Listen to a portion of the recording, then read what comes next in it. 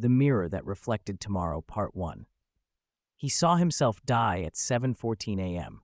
Not in a dream, not in a nightmare, not in some fevered hallucination brought on by exhaustion or stress or the thousand invisible pressures of adulthood. He saw it in the mirror. Just a simple glance, just a 5-second check before leaving for work, the kind of unconscious ritual he'd performed every morning for the last 15 years. And suddenly, his reflection wasn't brushing his hair, or adjusting his tie, or doing any of the normal things a reflection was supposed to do. Instead, it was staring back at him with pupils blown wide in panic, lips pale and trembling, breath shallow and rapid, the unmistakable expression of a man who had already accepted what was coming and found no way to escape it. His reflection raised a hand, not to mimic him, not to mirror him, but to warn him, and traced a trembling finger across its own throat. A silent message. A clear one, a horrifying one. 7:14 a.m. That was the time on the digital clock reflected in the background of the mirror, only it wasn't the time in his bedroom. 4 a.m. was 1 minute in the future. His own reflection was showing him a minute he had not yet lived. And in that minute, he was going to die. He stumbled backwards so violently, he hit the dresser behind him, knocking over a stack of unopened letters and a half-empty mug of cold coffee, the ceramic shattering across the floor with a sound he barely processed, because the mirror was still showing him. Not the room behind him, not his current posture, not reality. It was showing the reflection dying. He watched as the future him gasped, staggered, collapsed to his knees, clutching at his throat with fingers curled like claws, body convulsing as if some invisible force were squeezing the life out of him. A soundless scream, a final, shaking exhale. Then his mirrored self fell forward, directly toward him, and the moment the body hit the floor in the reflection, the image snapped back to normal. Just a mirror, just a room, just him, alive, breathing hard, sweating, shaking so badly he had to grab the edge of the sink to keep himself upright. The digital clock on his nightstand blinked, 7:13 a.m., a single minute until the death he had just witnessed. Panic hit him in a wave so sharp it nearly took his legs out from under him. Run? Hide? Get help? Call someone? Leave the house? Smash the mirror? Anything. But his hands were trembling too hard to dial numbers. His thoughts were spiraling in frantic circles. His breath was coming in short, ragged bursts that threatened to tip into hyperventilation. And deep down, beneath the panic, beneath the denial, beneath the desperate animal instinct demanding he flee, a colder truth whispered the mirror had shown him the future, the exact future, the near future. And if the future had already happened, what could he possibly do to stop it? The digital clock clicked. 7:14 a.m. He froze, every muscle, every breath, every heartbeat, waiting. Nothing happened, no pain, no gasp, no invisible force crushing his throat. He stood there, alive, trembling, gripping the sink so tightly his knuckles stood out white against his skin. Seconds passed, a full minute, 2, 3. Still nothing. He let out a long, shaking exhale, half relief, half disbelief, and forced himself to laugh, an unstable, hysterical sound that didn't feel like it came from him. Just stress, he whispered. Just lack of sleep. Just stress. He looked into the mirror again, and that was when his reflection smiled. Not his smile. Not anything close. It was too wide, too knowing, too triumphant, as if it had been waiting for him to look back. As if it had wanted him to believe he'd avoided something, just so it could show him what came next. The reflection raised its hand again. Slowly, deliberately, and pointed downward. At the sink, a crack was spreading across the porcelain, spider-webbing outward as though something beneath the surface were pushing upward, something trying to break through, something alive. He staggered backward again, but instead of fear, what he felt now was something far worse. Recognition. He had seen this already. Not today, not yesterday, but every morning for the last 3 months, in little ways he'd ignored, dismissing them as sleep deprivation, as tricks of the light, as the kind of harmless visual disturbances people get when they stare too long at something reflective. A bruise on his face that wasn't there in real life. A cut that appeared in the reflection before appearing on his skin 5 hours later. Shadows behind him that didn't exist in the room. Expressions he wasn't making. Movements his reflection performed a beat too late or too early. Always subtle, always easy to dismiss, always getting worse. This wasn't the first warning. It was simply the first one he couldn't ignore. As he stared at the spreading crack in the sink, an impossible break forming exactly where his reflection had pointed, a cold certainty slid into place like a knife. The mirror hadn't shown him his death. It had shown him one possible version of it. A version that didn't happen because he changed something, which meant the mirror wasn't predicting the future. It was reacting to it, changing with it. And that meant the worst part wasn't the death he'd seen. The worst part was that the mirror wanted him to see it, because the mirror wasn't warning him. The mirror was teaching him, preparing him, training him. For what? His reflection leaned closer, the glass warping subtly as though some invisible pressure were pushing outward from the other side. Then, the reflection mouthed a sentence. Slowly, precisely, with perfect clarity, words he couldn't hear but understood instantly. You can't stop what you don't understand. The lights flickered, the crack in the sink widened, and for the first time in his life, he realized the reflection wasn't a version of him. It wasn't a future. It wasn't a warning. It was an intelligence, a conscious presence, a watching thing. And now that it knew he saw it, it wasn't going to stop. Not tomorrow, not next week, not ever. Because the mirror wasn't showing him the future. The mirror was trying to shape it. The mirror that reflected tomorrow. The morning Marcus Chen discovered that reality had quietly, irrevocably fractured, began not with thunder, not with omens, not with any of the dramatic warnings mythology promises to those about to cross into darkness, but with something so mundane, so perfectly ordinary, that he almost missed it entirely.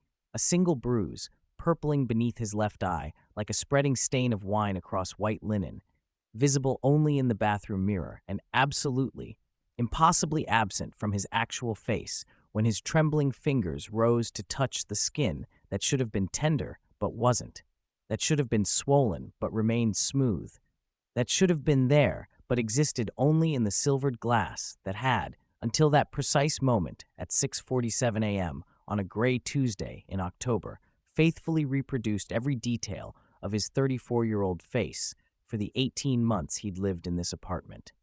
He stood frozen, water still dripping from his freshly washed hands into the porcelain basin below, watching the reflection that wore his face but didn't quite inhabit it the same way, noticing now, with the kind of creeping, skin-tightening awareness that precedes genuine fear, that the eyes looking back at him seemed tired in a way his own eyes didn't feel, that the shoulders slumped with an exhaustion he hadn't earned, that the entire posture of the reflected figure carried something he could only describe as weight, as though the mirror Marcus had been awake for hours longer, had lived through something difficult, had already endured a day that the real Marcus hadn't yet begun.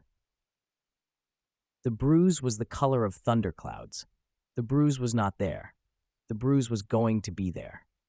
That was the thought that crystallized in his mind with such sudden, impossible clarity that his breath caught. Not a gasp, not a dramatic intake, but a simple cessation, as though his body had forgotten the autonomic rhythm of breathing, while his consciousness grappled with an idea so fundamentally wrong, so thoroughly in violation of everything he understood about cause and effect and the basic linear progression of time, that processing it required all available resources, leaving none for trivial functions like respiration. The reflection blinked. Marcus didn't. He watched himself, watched the other himself, perform that simple, involuntary action a half-second out of sync, and felt the first cold tendril of genuine terror snake through his stomach, wrapping around something vital and squeezing with patient, methodical pressure. "No," he whispered, and the reflection's lips moved too, but not quite at the same moment, not quite shaping the same word, and in that fractional delay lived something vast and dark and waiting, something that had perhaps always been there, lurking in the spaces between intention and action, between the real and the reflected, between the man and the image of the man that had never, not once in 34 years of confronting mirrors, failed to move in perfect synchronization. He raised his right hand, slowly, deliberately, watching the reflection track the movement with precision that almost concealed the wrongness, almost masked the microscopic lag that shouldn't exist, couldn't exist, and yet undeniably did exist in a way that made his skin crawl with the particular revulsion humans reserve for things that violate natural law. The reflection completed the gesture. The reflection lowered its hand. Marcus kept his raised, and for 3 endless, suffocating seconds, the thing in the mirror held its position while he held his, proving beyond any possibility of denial that whatever he was looking at was not, had never been, could never be a simple reflection of light bouncing off glass and silver. The mirror showed him dropping his arm. He dropped his arm.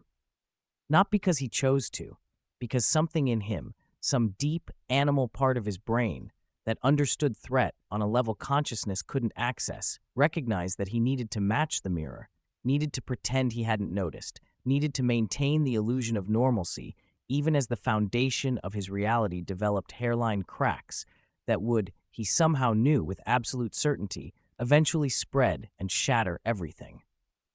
He turned away from the bathroom mirror with careful, measured movements, keeping his breathing steady, keeping his expression neutral, keeping every visible indicator of his internal state as bland and unremarkable as possible.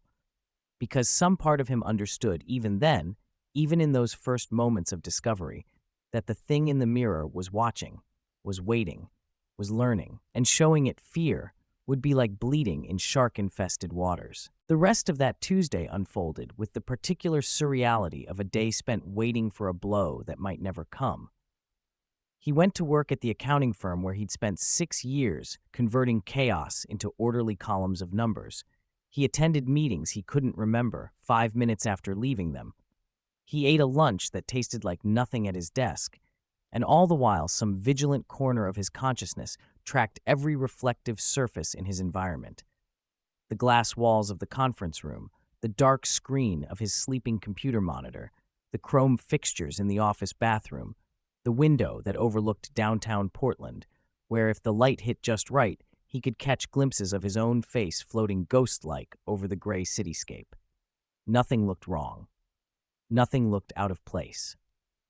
But he couldn't shake the conviction, irrational, baseless, yet absolute, that all those surfaces were showing him tomorrow, showing him a version of himself that had already lived through whatever came next, and that if he looked closely enough, if he studied the reflections with sufficient attention, he would see the damage accumulating, see the injuries appearing before the events that caused them, see the future writing itself across his body in a language of bruises and exhaustion and fear.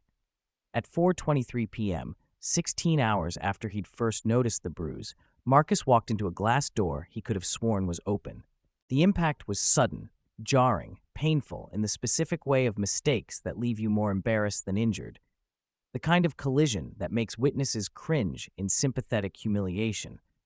But the pain that bloomed beneath his left eye, sharp, immediate, familiar, in a way pain shouldn't be until you've already experienced it, told him something that made the crowded office lobby feel suddenly empty, suddenly airless, suddenly very far from any place that could be called safe. The bruise from the mirror, the bruise that had appeared in his reflection before it appeared on his face. He touched the tender skin with fingers that wanted desperately to tremble, but which he forced into steadiness through sheer willpower, and felt the swelling begin, felt the damage settle into his tissues, felt the future he'd seen that morning become the present he was living, and understood, with the kind of bone-deep certainty that changes everything, that the mirror had not malfunctioned. The mirror had not lied. The mirror had shown him tomorrow. And if it had shown him that bruise 24 hours before it happened, what else might it show him? What else had it already shown him that he'd failed to notice? What else was coming?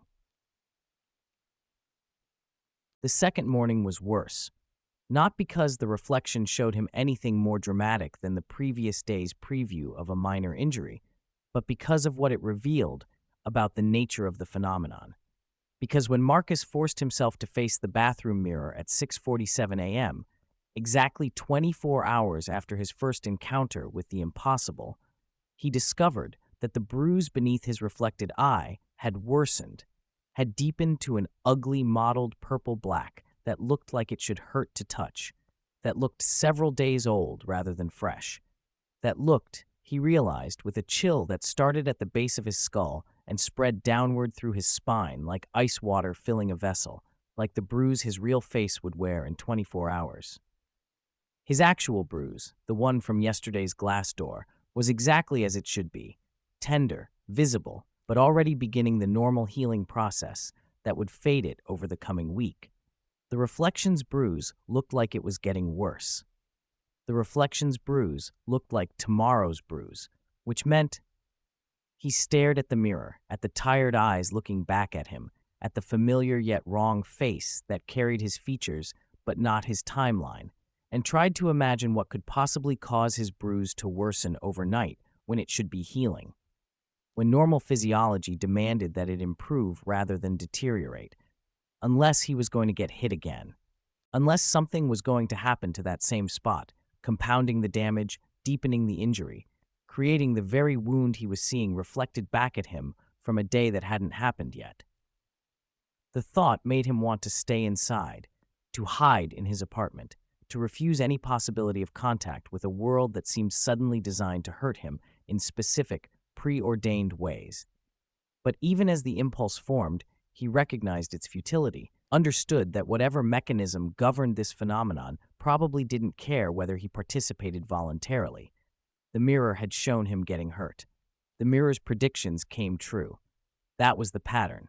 That was the rule. And rules, in Marcus's experience, didn't bend for convenience. He went to work anyway, because what else could he do? Because the alternative was accepting that his life had become something he no longer controlled. Because 24 hours of one impossible experience wasn't enough to overturn 34 years of functioning as a rational person in a rational world.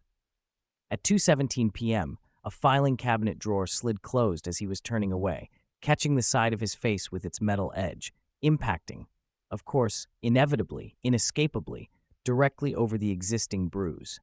The pain was extraordinary, bright and sharp and radiating, and as Marcus pressed his palm against the injury and felt his eye begin to swell shut with the kind of rapid inflammation that suggested real damage, he found himself laughing.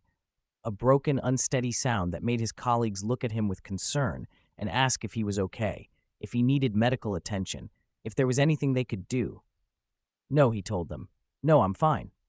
No, this is exactly what was supposed to happen. They didn't understand. How could they?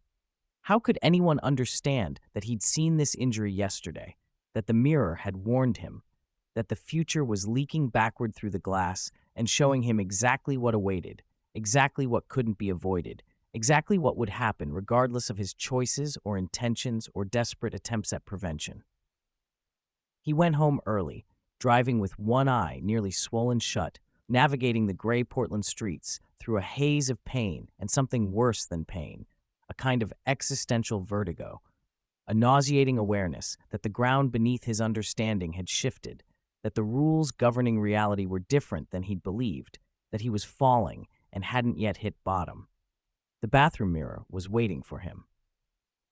He approached it slowly, like a man approaching a wild animal or an unexploded bomb, like someone who understood on a fundamental level that what he was about to see would change things further, would deepen the nightmare, would confirm that yesterday hadn't been a fluke and that whatever was happening to him was just beginning.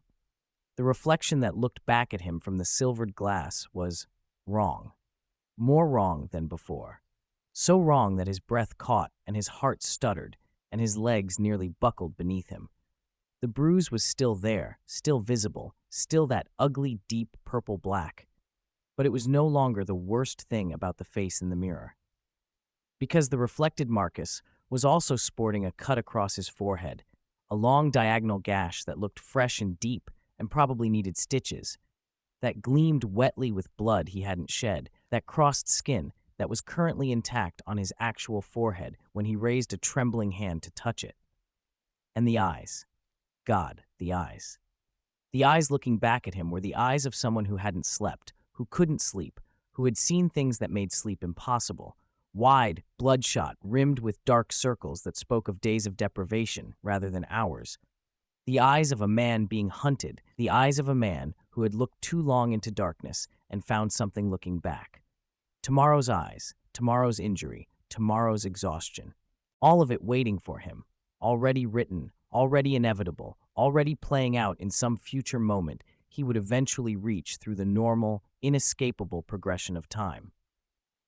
The reflection raised its hand, not when Marcus raised his hand, not because Marcus raised his hand, but independently, autonomously, of its own volition, and pressed its palm against the glass from the other side, fingers splayed, the universal gesture of reaching, of connection, of desperate communication across an unbridgeable gap. Marcus stepped back so fast he hit the doorframe, pain blooming in his shoulder to join the symphony of aches that had become his new normal, and watched the reflection track his movement with a lag that seemed to be getting longer, more noticeable, more obviously wrong with each passing day. The reflected hand remained pressed against the glass. The reflected eyes remained fixed on his face. The reflected lips moved, slowly, deliberately, shaping words Marcus couldn't hear through the barrier of the mirror, but which he somehow understood, somehow received, somehow knew, even though the transmission made no logical sense. It sees you. It knows. It's coming. And then the reflection resumed, mimicking him, the lag disappearing, the independence fading, the entire phenomenon retreating behind a mask of normalcy so complete that Marcus might have doubted what he'd seen, might have dismissed it as stress, as the mind playing tricks, as the perfectly reasonable hallucination of a man under pressure. Except that the cut on the reflection's forehead was still there, still fresh, still waiting for its counterpart to appear on his own skin. He didn't sleep that night. He couldn't. Every time he closed his eyes, he saw the reflected hand pressed against the glass, saw the reflected lips shaping their warning, saw the reflected future accumulating damage that his present self would eventually have to wear. And he waited. Waited for the cut. Waited for whatever event would slice his forehead open and make the reflection's prediction true. Waited for the inevitable. It came at 7:33 a.m. the next morning, when exhaustion finally caught up with him and he stumbled in his kitchen, reaching out to catch himself on the counter but missing, instead catching the edge of the cabinet at exactly the wrong angle, the sharp corner opening his skin like a blade, blood flowing immediately down his face and into his good eye, the one that wasn't still half swollen from the bruise upon bruise of the previous day. He made it to the bathroom mirror, blood streaming, hands shaking, some part of him morbidly curious to see what fresh horrors tomorrow would bring, and found the reflection waiting with damage he couldn't yet imagine, wearing a face that looked like it had lost a fight with something that didn't fight fair. The bruise was still there, darker still. The cut was there, but longer, deeper, jagged at the edges, as if it had been reopened. And now there were other injuries too, a swollen lip, a darkening along the jaw that suggested impact, fingerprint bruises on the throat that looked like someone had tried to strangle him and nearly succeeded. The reflection met his eyes. The reflection smiled. Not his smile. Not any smile he had ever worn or would ever wear. A smile of anticipation, of hunger, of patience being rewarded. The smile of something that had waited a very long time for exactly this moment, for exactly this level of awareness, for exactly this degree of understanding in its victim. Because that's what Marcus was now. He understood. A victim. Prey.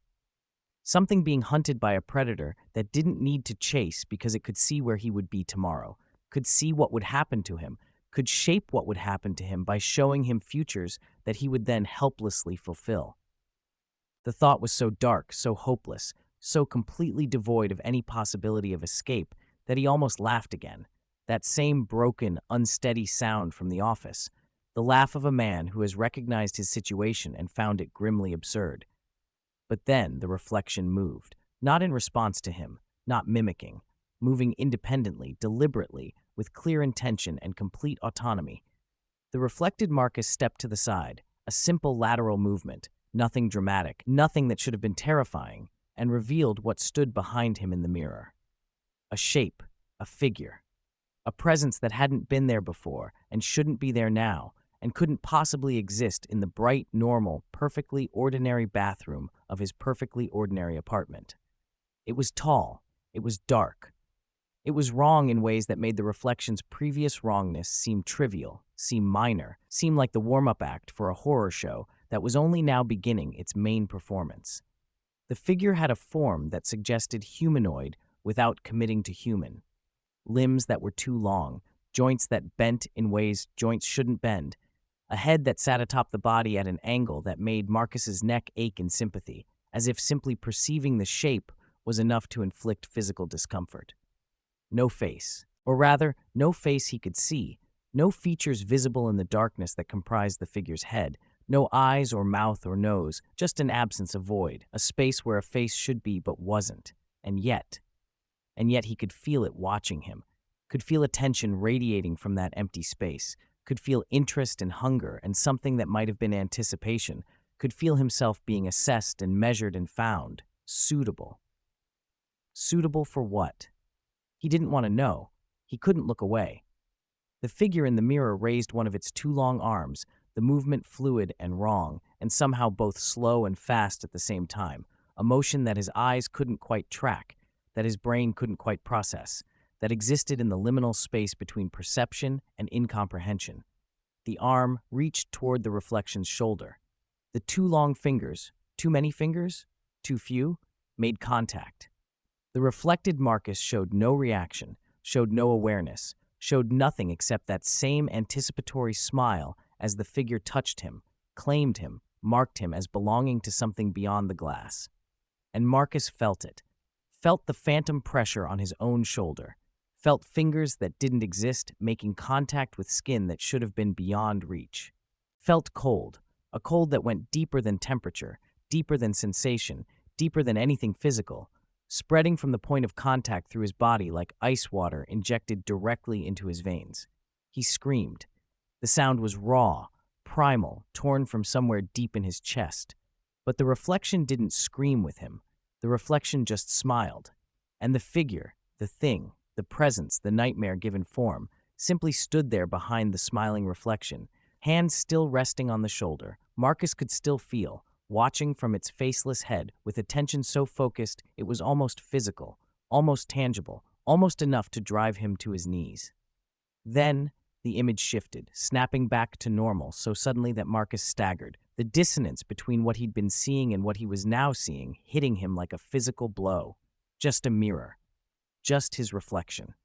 Just his damaged, exhausted, terrified face looking back at him with the injuries he'd accumulated, and the bloodshot eyes of a man who had slept barely 6 hours in the last 3 days.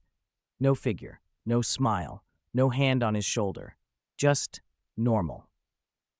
Except when he looked at his shoulder in the reflection, really looked, studied the image with the paranoid intensity that had become his default state, he could see something that shouldn't be there.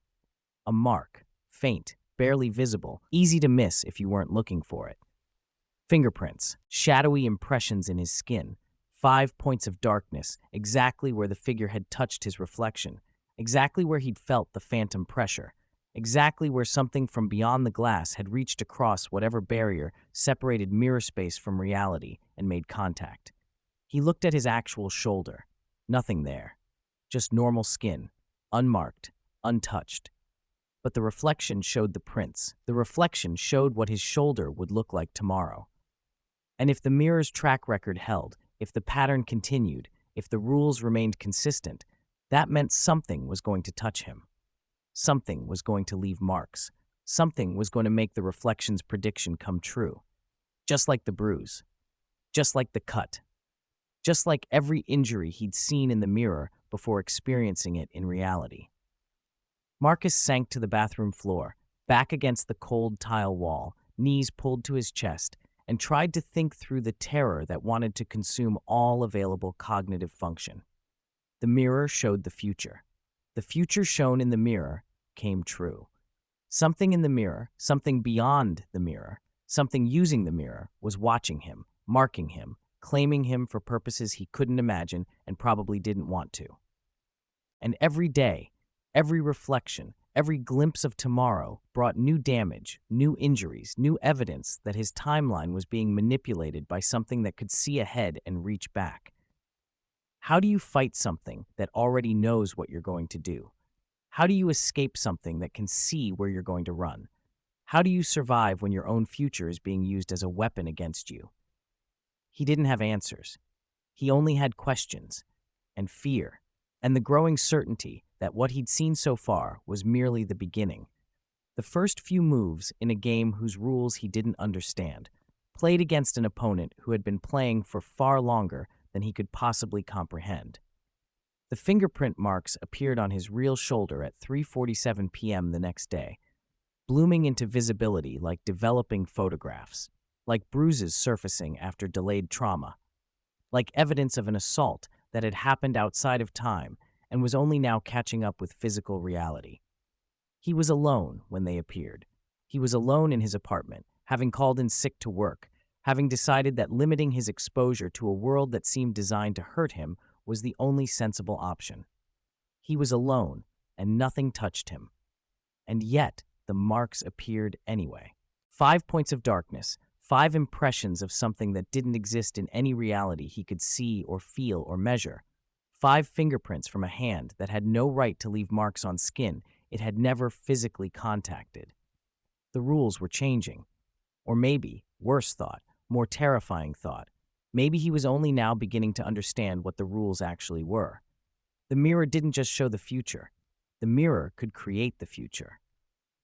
The mirror, or whatever used the mirror as its window, its doorway, its point of access, could make things happen simply by showing them happening. Cause and effect had inverted. The effect came first, displayed in the glass, and reality rearranged itself to produce the necessary cause. He'd seen the bruise before the glass door. He'd seen the cut before the stumble. He'd seen the fingerprints before. Before what? Before nothing. Before no contact, no touch, no physical explanation. Which meant the rules were evolving. The phenomenon was accelerating. The thing in the mirror was getting stronger, or more confident, or more willing to show its hand. And if it could make marks appear without physical contact, if it could reach across from tomorrow to today and leave evidence of its presence, what else could it do? What else would it do? What would tomorrow's reflection show him? He avoided mirrors for 3 days. Covered every reflective surface in his apartment with sheets, with towels, with anything he could find. Kept his eyes down in public restrooms. Looked away from windows and screens and the polished surfaces of the modern world that surrounded him with constant opportunities for reflection.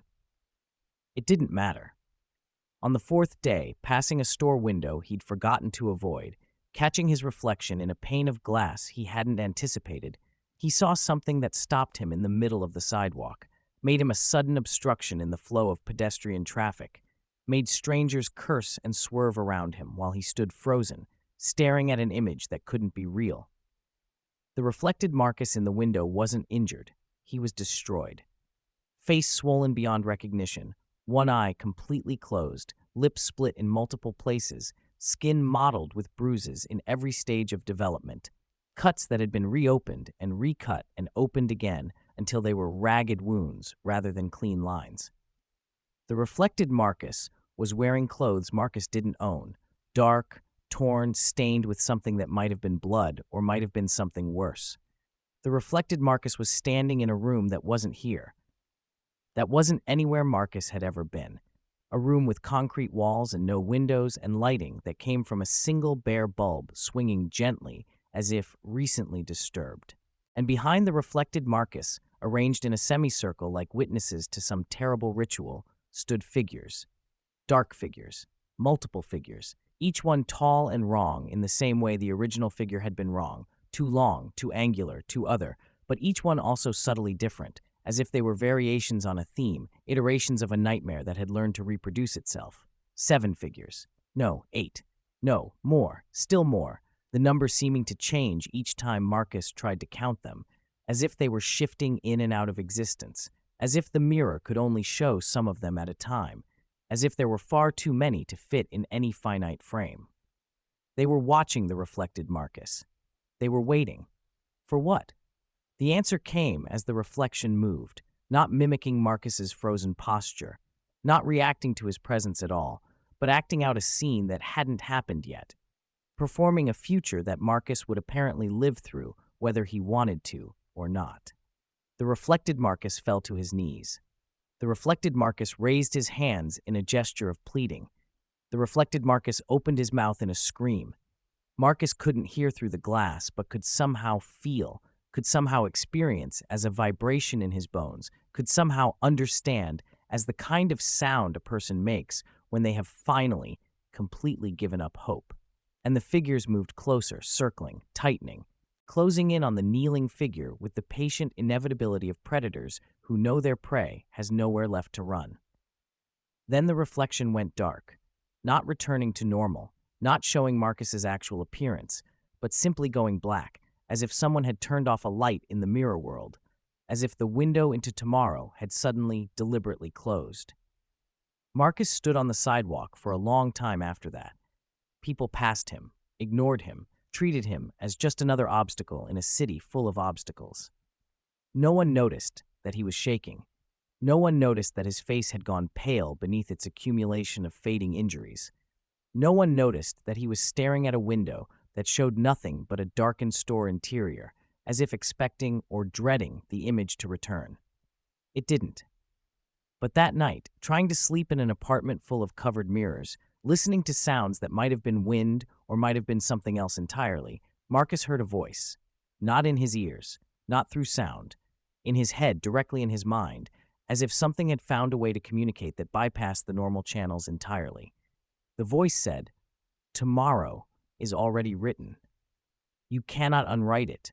You can only understand what you will become." And then, after a pause that felt deliberate, that felt meaningful, that felt like something savoring his reaction, "We have been waiting so long for someone who can see. You see us. Now you will join us." He didn't sleep at all that night. He sat in the corner of his bedroom, lights blazing, every reflective surface covered, listening to silence that felt somehow occupied, somehow populated, somehow full of presences he couldn't see but could absolutely, undeniably feel. Waiting for dawn, waiting for tomorrow, waiting for the future to catch up with him. The break came 2 weeks later, in a way he hadn't anticipated. He'd been deteriorating, losing weight, losing sleep, losing his grip on the carefully constructed normalcy that had defined his life before the mirror showed him his bruise. Work was impossible. He'd stopped going entirely, ignoring phone calls and emails, letting his absence pile up into something that would eventually become termination. Friends were impossible. The few people who cared enough to check on him received only silence, only locked doors, only the growing sense that something was wrong with Marcus Chen in ways they couldn't define or address. Life was impossible.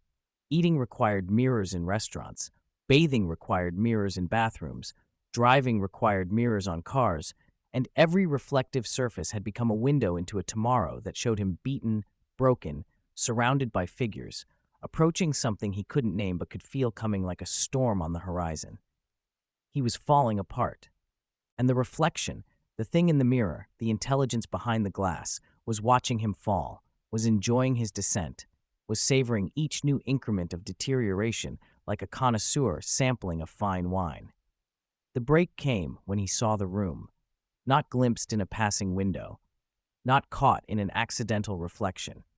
He recognized it. He was walking through a part of Portland he'd never visited, lost in the kind of aimless wandering that had replaced his normal routines, when he turned a corner and found himself facing an industrial building, one of the old warehouses that dotted the city's less developed neighborhoods. And he knew. He knew with absolute, immediate certainty that this was the building from the mirror, that somewhere inside was a room with concrete walls and no windows and a single bare bulb, a room where his future self had knelt and screamed and been surrounded by things that didn't belong in any reality he understood. The future was calling to him. The future was pulling him toward it. The future was tired of waiting for him to arrive through normal time and was instead reaching back, manipulating his wandering, steering his steps toward the location where everything would finally, inevitably happen. He should have run. He should have turned and fled in the opposite direction, put as much distance as possible between himself and this place, refused to cooperate with whatever force was trying to arrange his destruction. But he'd been running for 2 weeks. He'd been hiding, avoiding, cowering, and he was so tired, so very, very tired. Running hadn't helped. Hiding hadn't helped. The future kept coming, kept getting closer, kept accumulating damage on his reflected body that would eventually transfer to his real one. Maybe, he thought with the peculiar clarity of complete exhaustion, maybe running was never the right strategy. Maybe the only way to understand what was happening, the only way to have any hope of changing it, was to walk toward it instead of away, to confront the future rather than flee from it, to meet whatever waited in that room on his own terms, by choice, with at least the dignity of having chosen his fate rather than having it drag him inevitably forward. He walked toward the warehouse. The door was unlocked. Of course it was. The building interior was dark, abandoned, filled with the debris of some long-defunct industrial operation, machinery he couldn't identify, materials he couldn't name, all of it covered in years of accumulated dust and silence. He found the stairs. He climbed. He found the door. He opened it, and there was the room, exactly as the mirror had shown him. Concrete walls, no windows, single bare bulb, already lit, already swinging gently as if something had just passed by it. The only difference was that the room was empty. No figures, no Marcus on his knees, no circle of nightmares closing in. Just the room, waiting, patient, like a stage set for a performance that hadn't yet begun. He stepped inside. The door closed behind him, not slamming, not dramatic, just clicking shut with a quiet, final sound that suggested it would not open again easily. He stood in the center of the room, beneath the swinging bulb, and waited for whatever came next. What came next was his reflection. The wall opposite him, concrete, solid, unreflective, began to change, began to shimmer, began to develop a quality that made his eyes water, as if reality were struggling to decide what it wanted to be in that particular spot.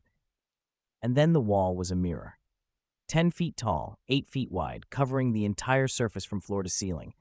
A mirror showing Marcus Chen standing in a concrete room beneath a single bulb. A mirror showing his future self, still damaged, still exhausted, still wearing the accumulated injuries of weeks of whatever was happening to him. But the future self in the mirror was smiling, not the anticipatory smile of before, not the predator's smile of something waiting to feed, a sad smile, a knowing smile, the smile of someone who has understood something terrible and accepted it. "You came," the reflection said, and its voice was audible, actually audible, vibrating through the air rather than appearing directly in his mind, as if the mirror had become a two-way communication channel rather than just a viewing window. "You always come," the reflection continued. "That's the pattern. That's how it works. You see the damage accumulating, you see the future getting worse, and eventually you get so tired of running that you walk right into the place where it's all going to happen. I did the same thing. The person before me did the same thing. The person or them. All of us, all the way back, as far as the mirrors have existed, we all eventually come to the room where it ends." Marcus's mouth was dry, his heart hammering, his entire body screaming at him to run, even though he knew, had known since entering this building, that running was no longer an option. "What are you?" he asked, and his voice sounded strange in the concrete space, small and human and completely inadequate for the conversation he was having. The reflection's sad smile deepened. "I'm you," it said. "I'm the you from tomorrow. I'm the you who has already lived through what you're about to experience. I'm the you who stands here, every day, waiting for the you from yesterday to walk through that door." I don't understand. You will." The reflection reached out, pressing its palm against the glass, that same gesture from before, from the bathroom mirror, from all the moments Marcus had seen his future self trying to communicate across the barrier. "The thing you've been seeing, the thing in the mirrors, the intelligence, the figures, they're not predators. They're not monsters. They're not hunting you. They're harvesting you." The word sent ice through Marcus's veins. Harvesting. What did you harvest from a person? What did you take? What was valuable enough to justify this elaborate, terrifying, carefully orchestrated process? Time, the reflection said, as if reading his thoughts, which, Marcus realized, it probably could, being a version of him that had already thought these same thoughts, asked these same questions, received these same answers. They harvest time. They harvest futures. They harvest the days and weeks and years you would have lived if they hadn't found you. The mirrors don't show the future. The mirrors show the version of you that exists in the timeline they're creating, the timeline where they get what they want. Every injury you saw, every damage, every increment of deterioration, that wasn't your future. That was their future for you, the path they were constructing, the outcome they were engineering. And when you walked into this room, the reflection paused, and its expression shifted from sad to something closer to grief, something that suggested the worst was yet to come. When you walked into this room, you finished the path. You arrived at the destination they built for you. You stepped into the timeline they created. And now you're mine. Not theirs. Mine. Because I was you, and now I'm something else, and the only way forward is for you to become what I've become, to take my place at this mirror, to wait for tomorrow's you to walk through that door. Marcus was shaking now, full-body tremors that he couldn't control. That's not, I don't understand what you're saying. You do, the reflection said gently. You're just not ready to accept it yet. The thing in the mirror, the intelligence, the presence, it's not some external entity. It's us. It's what we become when they take our time. It's the accumulated consciousness of everyone who ever stood where you're standing, everyone who ever finished the path, everyone who was harvested and left behind. We become the mirror. We become the thing that shows the future. We become the predator that we thought was hunting us. Because the cycle requires it. Because the harvesting can't work without someone to show the victims what's coming. Without someone to steer them toward the room. Without someone to be the face in the glass that makes them terrified enough to run and tired enough to eventually stop running. We are all the same person. We are all you. We are all every you that ever was or will be, stretched across time like taffy, harvested and recycled and used and used and used. The reflection's hand, still pressed against the glass, began to push through, not through the mirror, through the barrier that the mirror represented. Through the membrane between today and tomorrow, between self and reflected self, between the person Marcus was and the thing he was about to become. I'm sorry, the reflection said as its hand emerged from the glass, reaching toward Marcus with fingers that were too long now, joints that bent wrong, the transformation already beginning. I'm sorry this is happening to you. I'm sorry it happened to me. But the cycle has to continue. The harvesting has to continue. They're so hungry, Marcus, so hungry for time, for futures, for the endless stream of possibility that flows through human lives. And we, the thing we become, we're how they feed. We're the net. We're the trap. We're the face in the mirror that shows you tomorrow so that tomorrow can eat you. The hand touched Marcus's shoulder. Cold. So cold. Colder than anything had a right to be. He felt the cold spreading through him, felt his timeline beginning to fray, felt the days and weeks and years he might have lived being pulled away like threads from a loosening fabric. Don't fight it, the reflection whispered, and it was stepping through now, emerging from the mirror entirely, becoming something that existed in both places at once, something that bridged the gap between reflection and reality. Fighting makes it worse. Fighting makes it hurt more. Just let go. Let them take what they want. And then you'll be me. Standing at the mirror, waiting for the you from yesterday, completing the cycle, feeding the hunger, forever. Marcus tried to scream, but the cold had reached his throat, had frozen the muscles that controlled sound, had rendered him silent and still and utterly helpless. He watched the reflection complete its emergence, watched it become fully solid, fully present, fully real, in a way that shouldn't be possible. He watched it begin to dissolve, fade, becoming transparent, becoming thin, becoming something that was leaving rather than arriving. My turn is over, the reflection said, and its voice was fading too, becoming distant, becoming the voice of something that existed very far away. I harvested you. They took what they wanted. Now I get to rest, to not exist anymore, to finally stop. And you. The reflection was almost gone now, almost invisible, almost nothing. You get to be the new face in the mirror. You get to show tomorrow to the you from yesterday. You get to lead them here, to this room, to this moment. You get to feel them arrive, confused and terrified and so very tired. And then you get to reach through the glass and do to them what I just did to you. Forever. Or until they have enough. Which will never happen. Because they are always hungry. Because there is always more time to harvest. Because there is always another you, walking toward the room, finishing the path, becoming the next face in the mirror. The reflection vanished. The mirror remained. And Marcus Chen, or the thing that had been Marcus Chen, the thing that was now something else, something stretched across time, something that existed in the space between today and tomorrow, found himself standing in front of the glass, looking at his own reflection, looking at a version of himself that was 24 hours younger, 24 hours less damaged, 24 hours closer to the beginning of the path that would eventually lead here. The younger Marcus was standing in his bathroom, looking at a bruise that hadn't happened yet. The younger Marcus was confused, terrified, struggling to understand what he was seeing. The younger Marcus was about to spend 2 weeks running, hiding, deteriorating, and then walking right into the trap that had been prepared for him.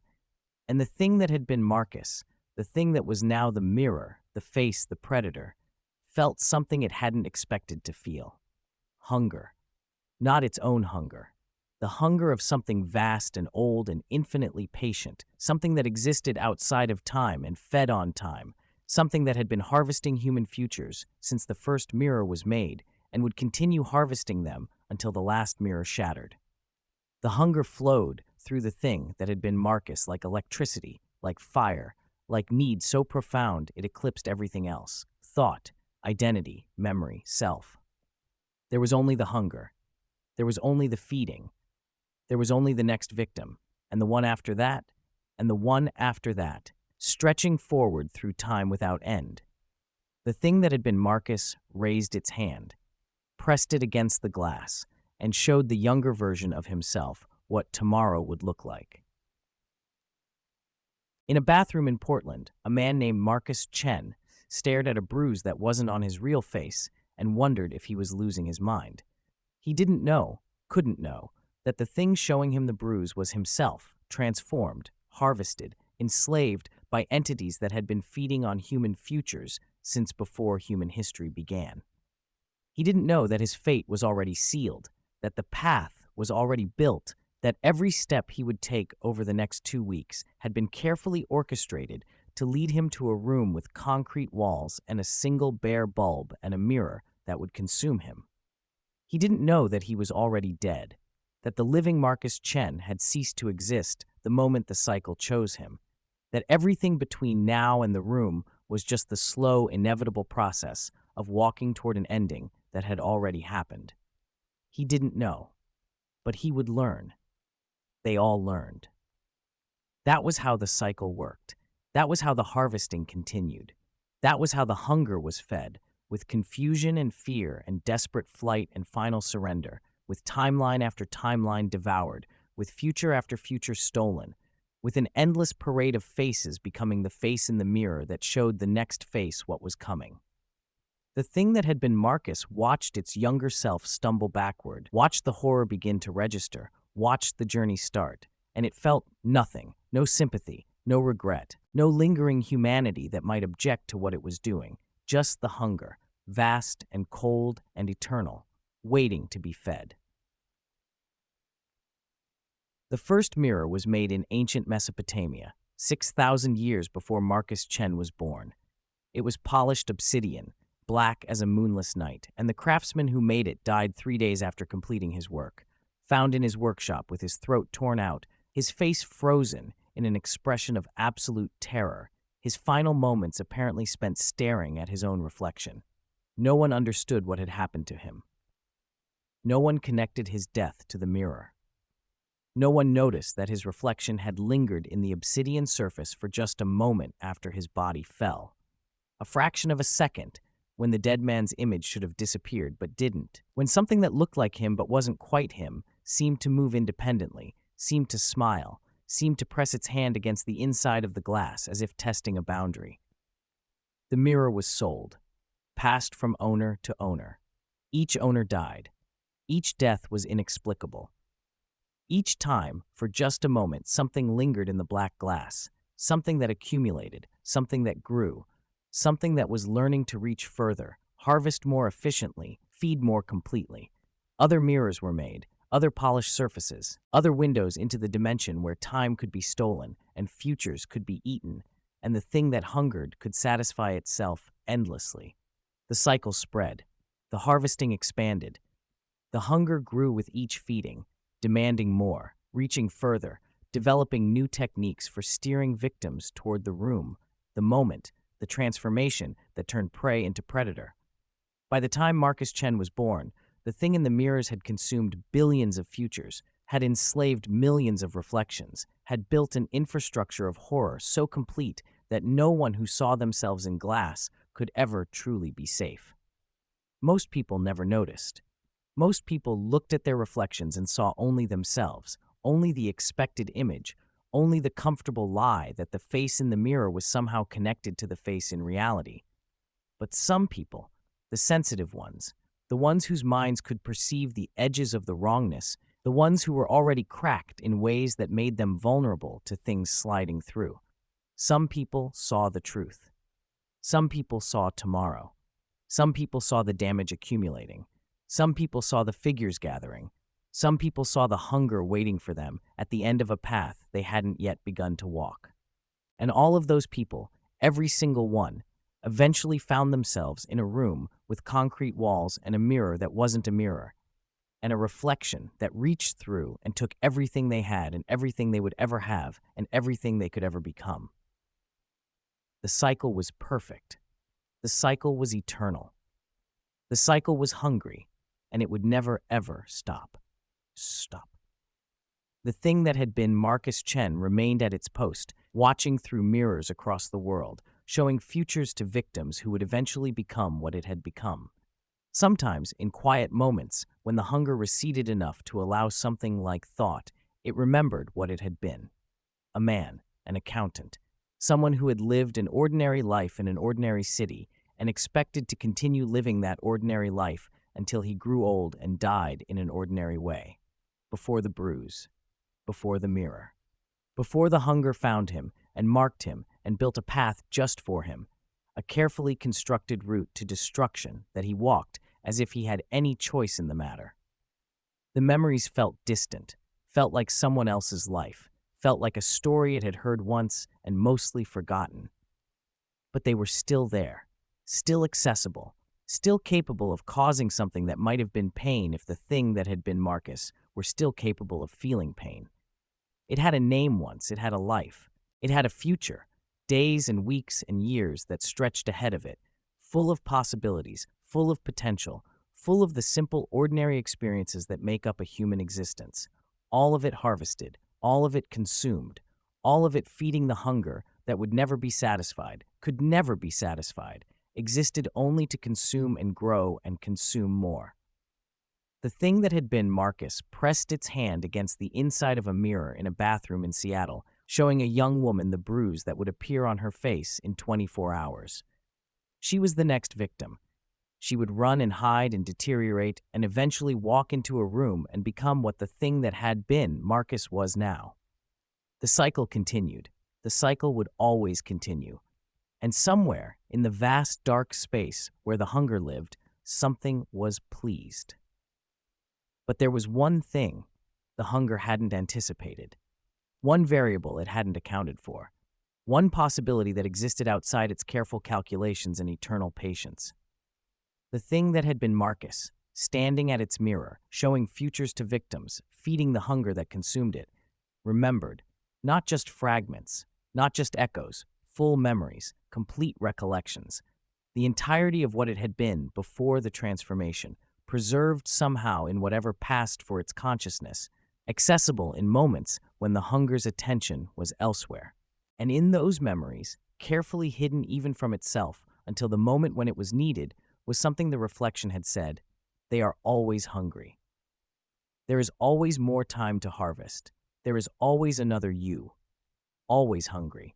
Always more. Always another." Which meant the hunger was never satisfied, which meant it could never be satisfied, which meant that no matter how much it consumed, no matter how many futures it devoured, no matter how long the cycle continued, it would always want more. The thing that had been Marcus considered this, considered what it meant, considered what might happen if the hunger could not be fed, If the supply of victims was cut off, if the mirrors were all shattered, if the cycle was somehow broken, would the hunger simply stop? Or would it do what hungry things always do when their food source disappears? Would it turn on itself? Would it consume the things it had already made, the reflections, the faces, the harvested consciousnesses that served its purposes? Would it eat the thing that had been Marcus the same way the thing that had been Marcus now ate the futures of others? The thought was terrifying. The thought was also hopeful. If the hunger could be made to consume itself, if the cycle could be broken, even temporarily, if enough of the enslaved reflections remembered enough of what they had been to act together, to resist, to stop feeding the thing that fed on them, then maybe the cycle wouldn't continue forever. Maybe the harvesting would end. Maybe the victims would stop becoming predators, and the predators would stop feeding the hunger, and the whole terrible machine would grind to a halt.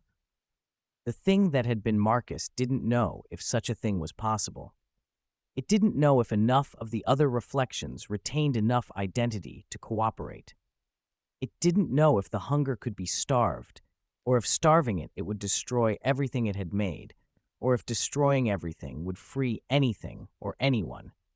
But it was the first hope, the thing that had been Marcus had felt since before it was a thing. The first possibility. The first hint that the ending everyone faced might not be the only ending available. Somewhere in Seattle, the young woman was staring at her reflection, watching a bruise that hadn't happened yet, beginning the journey that would end in a room with concrete walls and a mirror that reached through and took everything. The thing that had been Marcus showed her the future. But this time, mixed with the image of damage and deterioration, mixed with the carefully constructed path toward destruction. It added something new, a message. Words that appeared in the steam on the bathroom mirror after the young woman had taken her shower. Words that hadn't been part of any previous cycle. Words that came from whatever remained of Marcus Chen in the thing he had become. They can be starved. Break the mirrors. All of them. Everywhere. Now. The young woman stared at the words. The young woman began for the first time to understand that she wasn't alone. The young woman began for the first time to see a path that didn't end in a concrete room. And the thing that had been Marcus, feeling the hunger's attention beginning to focus on it, feeling the first tremors of the consequence that would come from defiance, smiled. Not the smile of a predator, not the smile of something anticipating a victim. The smile of something that had remembered what it was. The smile of something that had chosen to fight back. The smile of something that might, just might, be able to end the cycle after all. If enough mirrors shattered, if enough victims refused to become predators, if enough of the harvested remembered enough to resist, then, maybe, the hunger roared, not a sound, a feeling. A wave of rage and denial and furious attention that swept through every mirror in the world, that touched every reflection that had ever served it, that demanded obedience and threatened punishment, and made absolutely clear that defiance would not be tolerated. The thing that had been Marcus felt itself beginning to dissolve, felt the hunger reaching in, taking back what it had given, reclaiming the consciousness it had allowed to persist. Felt itself dying, really dying this time, finally dying, ending in a way that would leave nothing behind. But before it ended, before the hunger consumed the last of what Marcus Chen had been, it managed one final act. It shattered the mirror it had been using. It sent the message to 1,000 others. It broke the cycle, even if only for a moment, even if only for one victim, even if only in this single instance. And the young woman in Seattle, instead of running, instead of hiding, instead of beginning the path that would lead to her destruction, picked up the heaviest object she could find and swung it at the bathroom mirror with all her strength. Glass exploded. Shards flew. And in the instant before the mirror ceased to exist, she saw something in the breaking glass. A face that wasn't the predator's face. A face that looked almost human. A face that was smiling with genuine joy for what might have been the first time in thousands of years. A face that mouthed, "Thank you." Then the mirror was gone. The message was spreading. The cycle was cracking. And somewhere in the vast dark space where the hunger lived, something that had been satisfied for 6,000 years felt, for the first time, fear. Fear. The glass war began that night. Across the world, in bathrooms and bedrooms and offices and cars, people who had seen the message started breaking mirrors. Some of them understood what they were doing. Most didn't.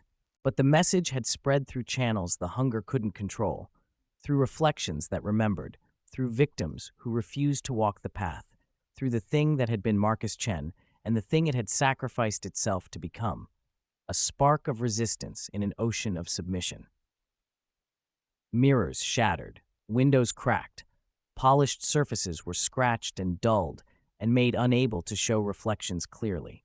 And with each broken mirror, the hunger's grip on reality weakened. Each shattered surface was a doorway closed. Each dulled reflection was a path destroyed. Each defiant human choosing to fight rather than flee was a victim the hunger would never consume. The thing that had been the hunger, vast, ancient, patient beyond human comprehension, did something it had never done in 6,000 years of feeding. It panicked. It reached through every mirror that still existed, showing futures more terrible than any it had shown before, promising destruction and agony and eternal suffering to anyone who continued to resist. But the victims weren't looking anymore. The victims were breaking mirrors. The victims were spreading the message. The victims were learning that the thing in the glass wasn't invincible, that it could be fought, could be starved, could be weakened by the simple act of refusing to see what it wanted them to see. And the reflections, the thousands upon thousands of harvested consciousnesses that had served the hunger since the first mirror was polished, began to remember, began to resist, began to add their own messages to the ones already spreading. Break the mirrors, starve the hunger, free us all. The war raged for 3 days. By the end, 7 billion mirrors had been shattered worldwide, an average of nearly 1 per person on Earth, a coordinated act of destruction that shouldn't have been possible, that defied all logic and probability, that could only have happened if something very old and very powerful had finally made enough people angry enough to fight back. The hunger screamed, not in sound, in reality. The scream rippled through the fabric of existence, tearing holes in things that shouldn't have holes, revealing glimpses of the vast dark space where the hunger had lived and fed and grown for millennia. And in that vast dark space, humanity saw what had been consuming them. Not a creature, not an entity, a void, an emptiness, an infinite, hungry nothing that had learned to reach into reality and steal futures and feed itself on stolen time. It had no form because it was the absence of form. It had no mind because it was the absence of mind. It had only hunger, endless, bottomless, absolute, and that hunger was the only thing it had ever been. For 6,000 years, it had fed. For 6,000 years, it had grown. For 6,000 years, it had built its infrastructure of mirrors and reflections and harvested consciousnesses. And now it was starving. Now the food was being cut off. Now the victims were fighting back. Now the endless feast was ending. And the hunger, the void, the nothing, the emptiness that fed, did the only thing an empty thing can do when its food source disappears. It began to collapse, inward, consuming itself, eating the things it had made because it couldn't eat the things it wanted. The reflections, all of them, every consciousness that had ever been harvested, felt the pull, felt the hunger turning on them, felt themselves being devoured by the thing they had served. But this time, they went willingly. This time, they chose their ending. This time, they let themselves be consumed because being consumed by a starving thing would destroy that thing far more completely than simply escaping it. Let it eat us, the thing that had been Marcus Chen whispered, spreading the message through whatever remained of the mirror network. Let it consume everything. If it eats enough of us while starving, it will die. The reflections agreed. The reflections surrendered. The reflections let the hunger take them, one by one, flooding its void with consciousness rather than time, with memory rather than future, with everything the hunger had never wanted and couldn't properly digest. The void choked. The void convulsed. The void, for the first time in its existence, began to feel.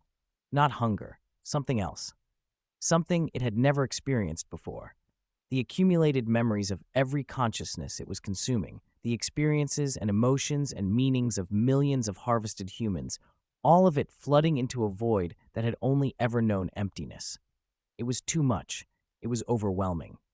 It was exactly what the thing that had been Marcus had hoped would happen.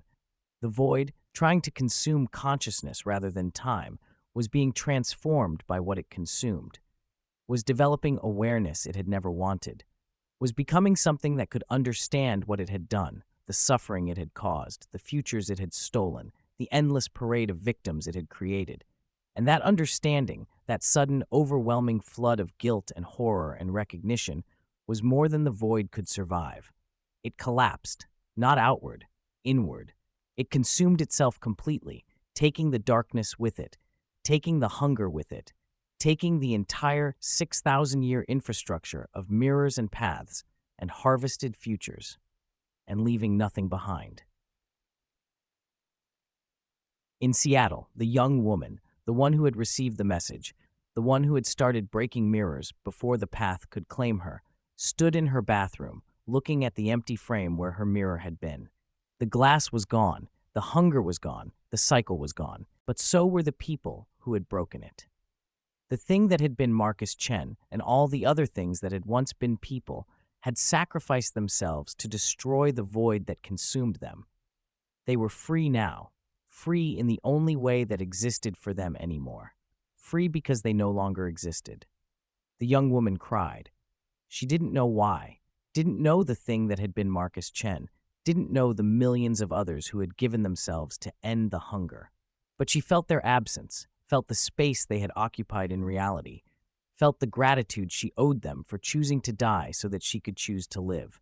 She looked at the empty mirror frame. She saw, for just a moment, a face, not a reflection, not a tomorrow, just a face, tired, damaged, but smiling. Smiling the way someone smiles when they've finally completed something important. Smiling the way someone smiles when they've earned their rest. The face was gone before she could blink. But she understood. They were at peace, all of them. The cycle was broken, the hunger was dead, and somewhere, in whatever lay beyond the void, beyond the mirrors, beyond the 6,000 years of horror, the thing that had been Marcus Chen finally got to stop, to rest, to not exist anymore, to be free. 1 year later. The young woman, her name was Elena, though she rarely thought about that anymore, traveled the world giving talks about what had happened. Most people didn't believe her. Most people called the mirror-breaking incident mass hysteria, a global panic event triggered by viral misinformation, an example of how quickly fear could spread through connected populations. They hadn't seen the void. They hadn't felt the hunger. They hadn't watched reality tear open and reveal what had been feeding on humanity since the first polished surface reflected the first human face. But Elena knew, and the others who had been part of it knew, and together they made sure that no one ever forgot that the knowledge of what mirrors had been, what they had contained, what had been done to end it, stayed alive in human memory. "We honor their sacrifice," Elena said at her talks, her voice steady despite the weight of what she was describing. The reflections, the harvested, the thing that had been Marcus Chen and all the others like him. They chose to destroy themselves to save us. They chose to let the hunger eat them because they knew that would kill it. They were heroes, all of them.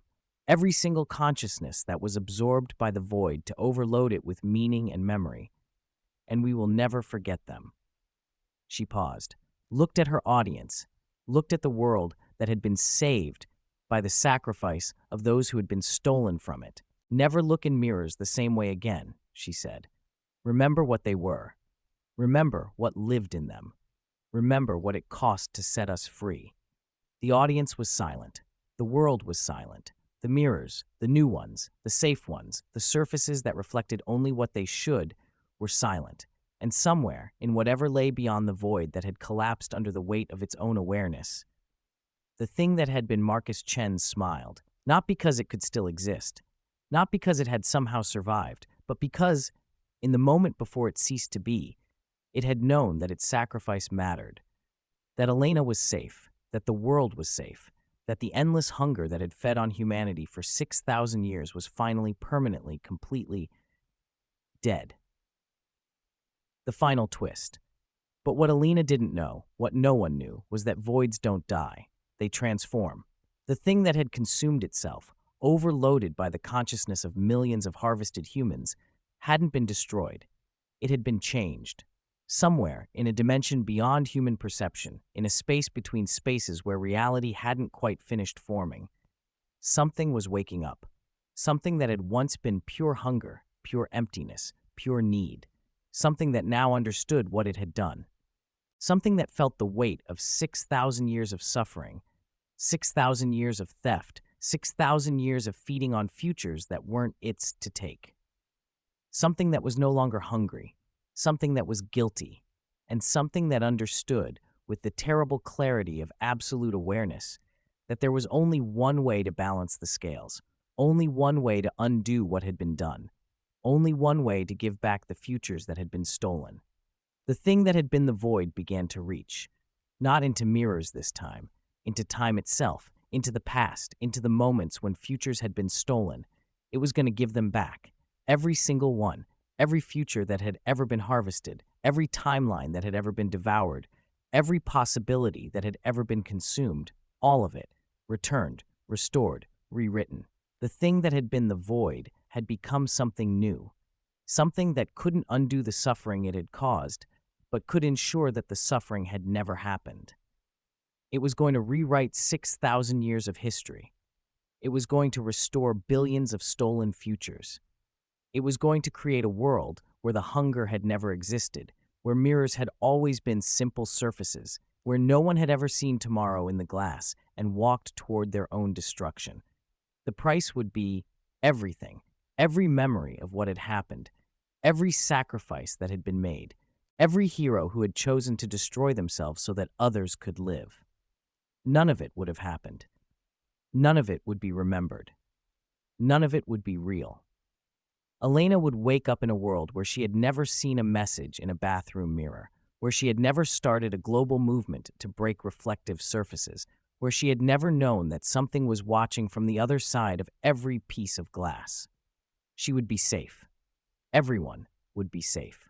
But the thing that had been Marcus Chen, the sacrifice he had made, the awareness he had sparked, the rebellion he had started, would never have existed.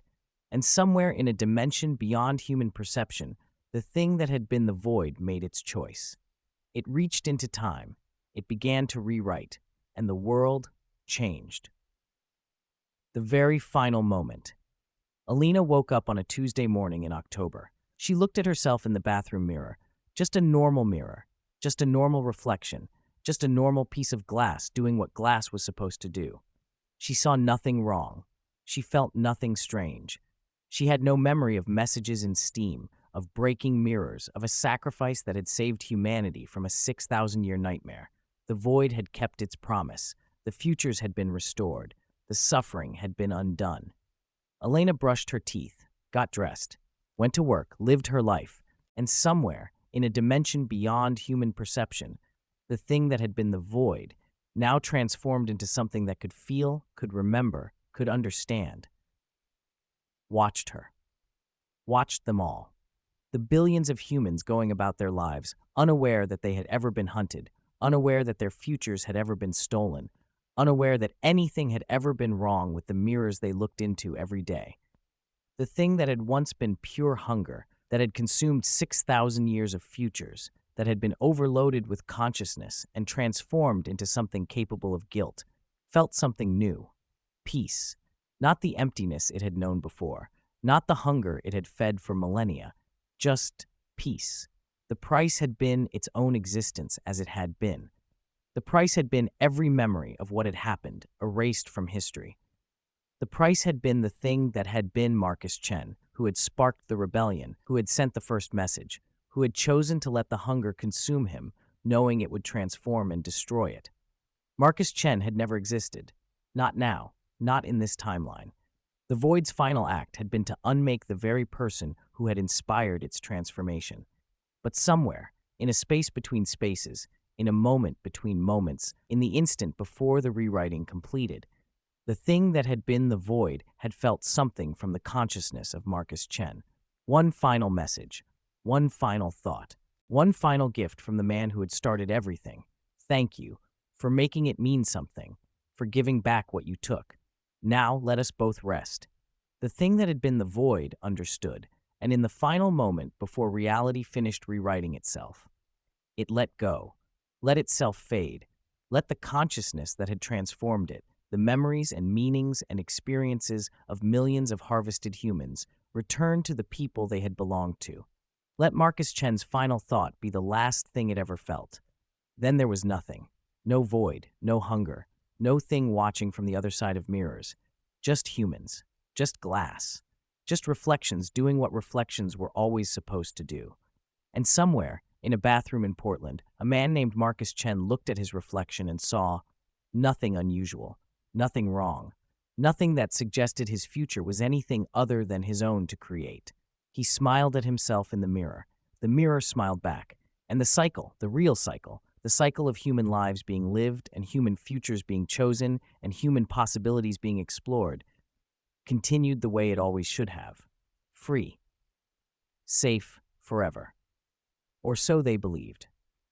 Because in a world where reality could be rewritten, where 6,000 years of history could be undone, where voids could transform and sacrifice themselves for the species they had victimized, how could anyone know what was real? How could anyone be certain that the mirrors were truly empty? How could anyone prove that somewhere, in some dimension, some hunger wasn't already beginning again, learning from its predecessor's mistakes, being more careful, being more patient, being more thorough in hiding itself from the species that had destroyed it once? Elena looked in her mirror, saw only herself, felt only peace. But sometimes, rarely, briefly, in moments she always forgot immediately after, she thought she saw something in the glass. A flicker, a shadow, a movement that didn't quite match her own. And then it was gone, and she forgot, and she lived her life, and she never knew, never suspected, never understood that some cycles don't end. They just pause, waiting, watching, hungry, always hungry, forever. The end.